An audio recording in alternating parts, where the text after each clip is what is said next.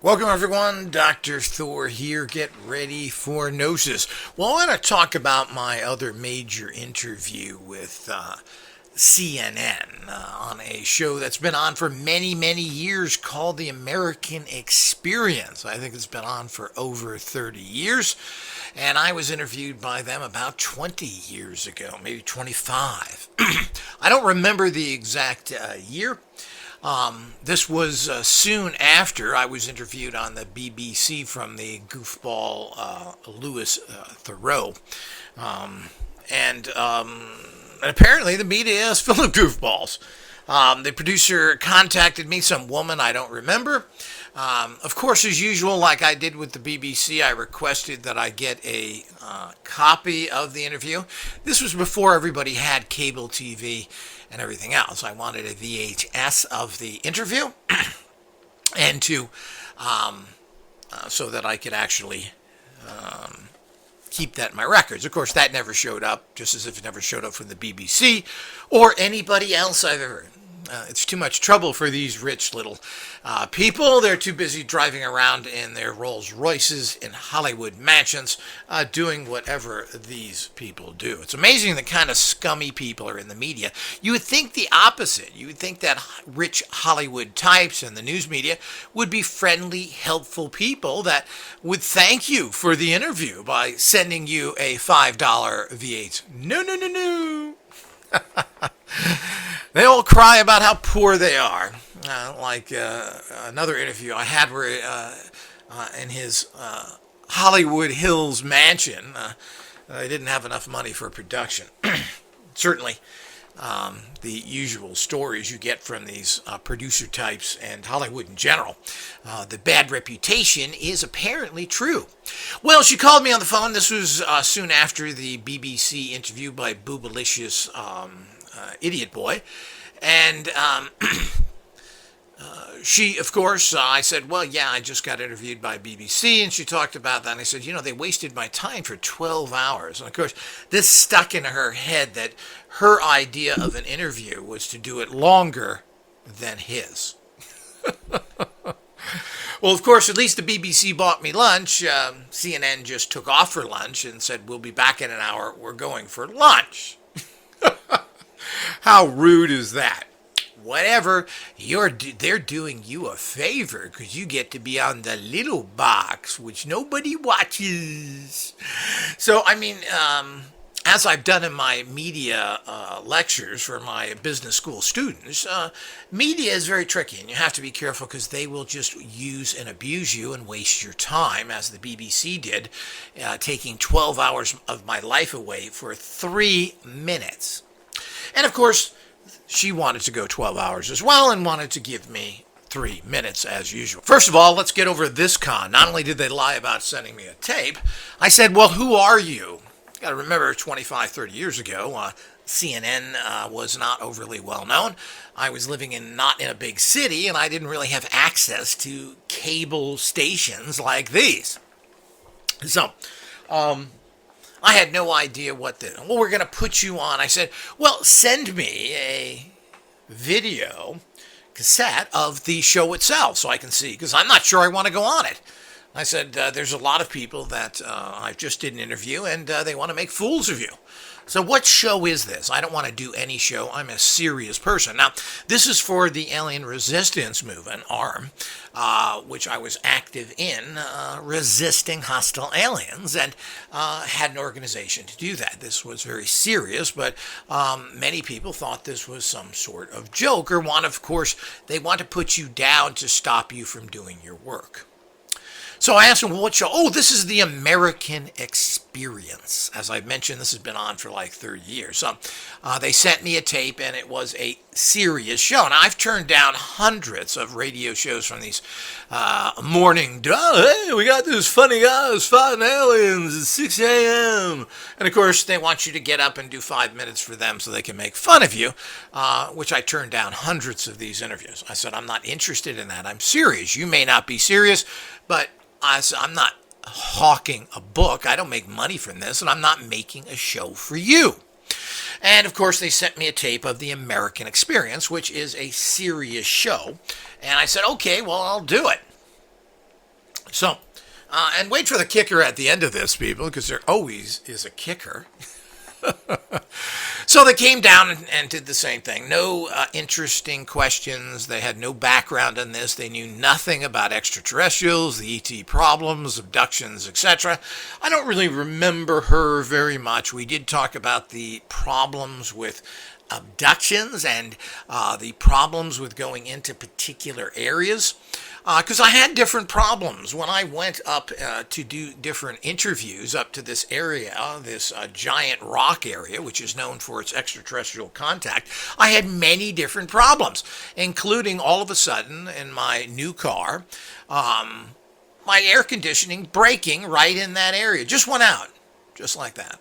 Very strange. I also, which never happened to me, I've been up in that area hundreds of times, never had any car trouble whatsoever, but this was during the interview. The other thing is that all of a sudden, which never happened to me before, a bird ran right into my windshield. So again, never happened to me before or since. Ran right into my windshield. So this is all part of the fact of going up there and talking to these people, and would be very interesting. I'm sure the hostile aliens were not very happy with me talking and going up there. Now, I've had many confrontations with them, and we'll go into that in other lectures. But as usual, one of the major problems are not hostile extraterrestrials. They're humans who may or may not be possessed by extraterrestrials. Certainly could be, as some of the information done by David Icke of possibly shape-shifting reptilians, which certainly is a reality. Now, whether they're stupid enough to become part of the royal family, I don't know. Certainly wouldn't want to shapeshift into that. But the whole idea is that, so we had some interesting experiences and problems when we went up there and did that. So it was kind of very strange and kind of put us at a weird way to begin with. But she interviewed us the day before for many hours. I forget what it was again. Trying to go more than him. So then she said, well, we're going to go up to a giant rock tomorrow, and we want you there at 8:30 in the morning. I said, I don't get up at 8:30. So at that time, I was up all night, particularly doing different missions of tracking hostile extraterrestrials. We also talked about, of course, the problem with abductions. And, of course, we always carried anti-abduction technology on us, and she wanted one. So... So she was very concerned that she made sure that she had the same kind of disc on her to protect her, even though her total attitude was, this is just a bunch of nonsense and I don't believe in aliens. So the whole idea is, then why do you need a protection disc? Well, she made sure she got one. Of course, I don't think it was given to her cameraman, who was a little bit perturbed by the whole thing because of the fact that she was dragging things out and knew that we weren't happy. And then, of course, wanted me. I said, well, I'll be up there at noon. So apparently she went up there earlier than that. And when the special came out that I watched on TV, wherever I saw that years or so later, or somehow hunted it down, she had talked with Van Tassel's grandson. Now, Van Tassel had built Giant Rock, had made contact with extraterrestrials, had big events up there, and built the Integratron, which I had film of and actually show energy coming out of it. Very fascinating. Apparently, his grandson was still living up there, and of course, he was very negative to what we were doing in the film. I never talked with him personally. And she filled in with that because I guess she went up there and did whatever she did, waiting for me. So we got up there and walked around and talked about it. And interesting things happened even after my air conditioning in my car breaking, the bird running into my windshield. Very, very interesting because this is how things happen. People want dramatic things, and I guess those could happen. But I was protected from being abducted and other things and being attacked in general. And that's another long story, but I had technologies to do that in my car and everything else. And being protected by the Space Brotherhood, so they can't affect me that much. It didn't seem like anything happened to her directly. I hope later, but of course, who wants to abduct a TV producer or interviewer? Is that double nightmare? So, who knows what happened there to begin with, but she had her little jokey conversation with nobody knows nothing Van Tassel's grandkids that don't even own his building anymore. But live somewhere close to it, which apparently maybe they own that property in some sort of mobile type home. So while we were there, of course, we were walking around looking at different things, and then a giant spider popped out from under a rock. You're talking about something that's probably a foot, a giant, unless it was, what is in those, tarantulas? What's in the desert up there? But a giant tarantula. Of course, she's talking again and trying to drag the time out and doing all sorts of little things to try and talk. But she knew nothing about the subject matter, and even though I am obviously a raconteur, it was getting to be troublesome. I'm not going to spend more hours with you, honey. You're not paying me. Get it? And after going through with Bozo Boppy Head from the BBC, I was not in such a great mood. But while we were talking, what happened? Well, all of a sudden, this very old man comes up to me who looked exactly like the departed Van Tassel himself. And it didn't occur to me. And I told her, I said, this guy looks just like Van Tassel. And I said, that's really strange. He just came up and asked us what's going on. And, of course, as you usually do in situations, nothing's going on. I was in uniform of my alien resistance uniform with my beret on. And, nothing's going on. So then a couple of minutes later, I looked back and he had disappeared.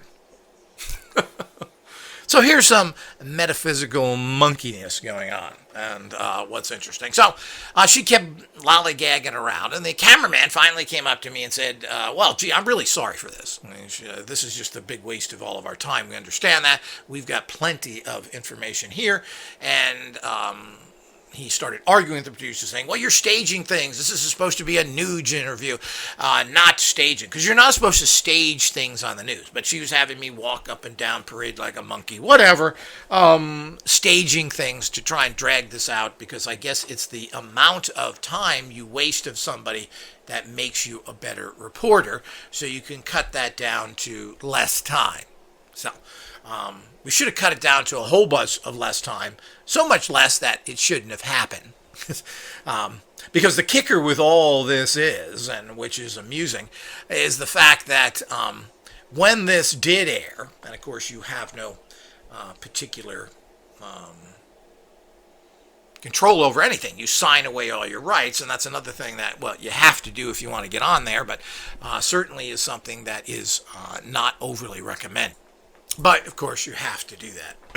So, understanding all that, so he finally did that. We parted our ways.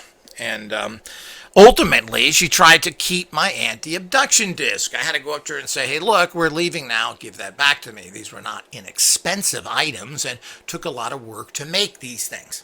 So she begrudgingly gave it back to me, and I was thinking, I hope they get you now, honey. But that was the reality of that. But here's the kicker. All of a sudden, of course, when I did see the show, it was not on the American Experience. It was some other goofy entertainment show, which had a bunch of idiots on it. I believe that it was beforehand, it was a compiling of these shows because, they didn't bother to put together a real fascinating interview. They just did a 5-minute goofball thing because, this is the mentality of these media people. I believe there was some sort of goth special on goths, followed by, of course, Commander Thor of the Alien Resistance. So, it was not even the show. They lied to me in terms of what show that was going to go on, and they didn't put me on that show. They put me on a less credible show instead of putting me on a show that had that did real stories about real people. And I'm sure that was, God knows, I'm sure that was their plan to begin with. But maybe they actually did this because they didn't like the fact that I didn't put up with their nonsense. But again, you got to remember, you're not paid for these. These are quasi news shows. You don't get any money for them. They make money. The studio makes money. And supposedly, the great interview that you have is supposed to promote your organization, even though in those days there was even no way of finding you. Of course, with the net now, people could input an organizational name or a person and find. You can certainly find me very easily. I'm all over the net. But the point is that back then you couldn't. So it was 12 hours shot to hell that I got absolutely nothing from. So, and these people act like they're doing you a favor instead of being very gracious and buying you lunch, doing whatever they can for you. Nothing. So all of this is a great insult and very much typical of how the media works. But one of the problems with the media is they just lie, on top of being rude, low-class slobs that they are, they lie to you of what you're doing. So if you don't have everything in written contracts, and these specify all these things, you are in trouble. As I said, they wouldn't even send me a tape of my appearance on there. And, oh, yes, we'll have done. And they all have done this. Not a single, and I've done 5 or 6 major media things, have never, ever provided me with this common courtesy of being on a show. Now, I'll talk about some other people and other shows as it comes, but this is very typical, people. This is how the media works, and you have to be very careful. You have to be very careful not to give them lots of information. They want you to 12 hours, and they want you to say something funny or off color, and that's what they're going to use. If you accidentally pick your nose in 12 hours, guess what? Picture they're going to show of you. So this is how they operate, and this is the kind of people that the media are. Not only that, they're all owned and completely bought by all the Black Lodge and all the media works for all the criminals. They do what all the criminals tell them to do, and they're happy to do it. They're all controlled. The cameramen, the producers are all controlled, and I have seen this personally by, not by this person, but I have seen this personally with people that I know who are cameramen for CBS, etc., who I allege have been directly working with organized crime and criminal police departments. So I've seen it personally. So this is all that goes on. If you think the media is going to save you, well, you're in big trouble.